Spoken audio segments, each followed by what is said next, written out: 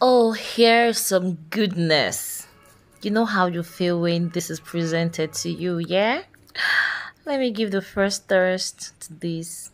This chicken should leave my way first. Where is that dice momo that I'm seeing? Let me fetch it out. Like, yes, there you go. Yeah, now. Eat it. Oh, this is yummy. This is yummy. Oh.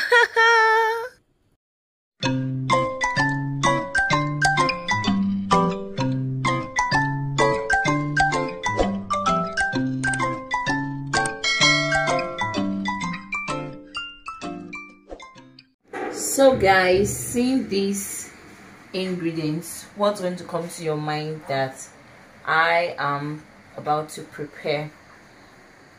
So I have my onion, dried fish, panla fish, leftover chicken and stock, diced more vegetable, and who can guess what's this?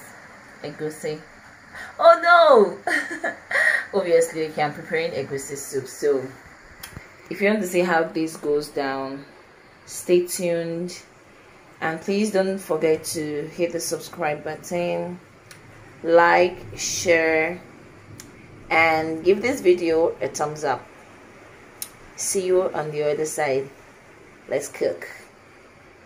For those of us that don't know, Nigerian egusi soup is prepared in numerous ways, and this is just one of them. As you can see, I put in my onion in a dry pot before pouring in my palm oil. Okay, I do this so the onion scent can enter the oil very well instead of bleaching the oil. So now I'm adding some tomato paste in it and mix it very well. So I'll be adding some curry powder and lots of pepper because I love my food to always be pepperish. Yeah. So you can do what favors you, okay? So I'll be adding my meat stock and I'll mix very well. I'll add a little bit of salt to taste. First, there is already some amount of salt and seasoning in the meat stock. Okay, so when this process is done, you add some water and leave to boil before adding other things, and then at this point you know if the salt tasting and everything is okay. Then you put in, like I did now, my dried fish, and here's my panla fish. I love using these different kinds of fish to cook because it's nutritious. Yeah. So I'll add my diced pomo at this point and mix very well. I love all this richy stuff in my food. It's so crunchy and mouthful. I just love it. So I have some seasoning I'm going to add because I tasted it and the one I added earlier wasn't enough. So I'm going to add some so that by the time I add my egusi, I'll know that my food is ready. So here I am doing that. Okay, so if you do your egusi like this, you can let me know in the comment section. If this is new to you, you can also let me know. I also have other different ways.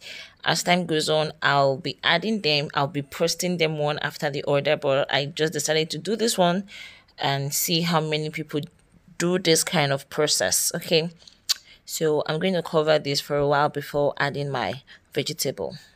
So here's the vegetables, and seeing the vegetable, that's the last of it. The soup is ready. Okay, so I'll mix thoroughly and we're good to go.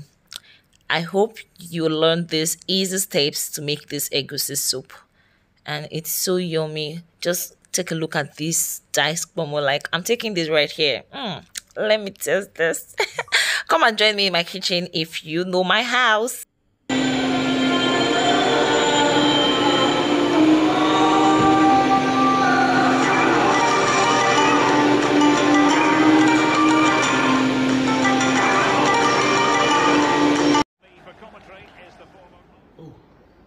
You love the video, right?